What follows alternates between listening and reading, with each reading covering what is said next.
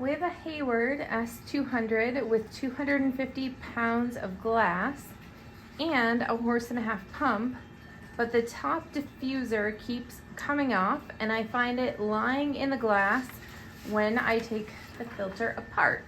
Any ideas why?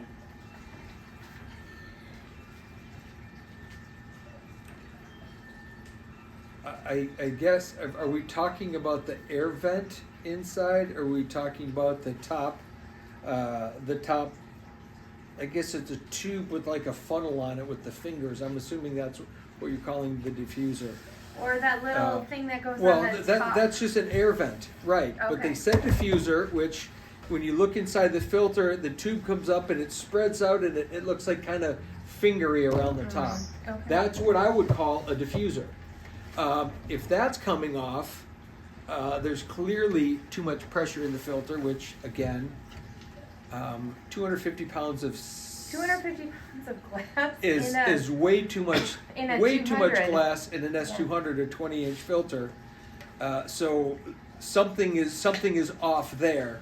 If it's an S200 filter held 300 pounds of sand, the equivalent of that would be about 150 pounds of glass. So there's something there, and that could be it, that you're trying to force too much to happen there. Second thing is the pump is awful big. For an S200 filter, a 1.5-horse pump is blasting water in there, and it could just be on startup when the water gushes, because that water comes in and it gushes up. Now, if it's the diffuser with the little fingers, water's gushing up, and it might just be hitting that top so hard that it's either blowing that piece off, or what you were talking about, that little net on top. That water pressure could just be pushing up so hard and hitting the top of the filter in the dome that it's blowing that off.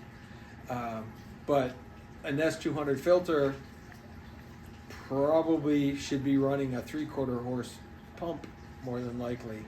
And so it's something in the hydraulics that's causing that, and or too much material in there, and the pump is having to work too hard to push the debris through. And those systems are really sensitive to having the right amount.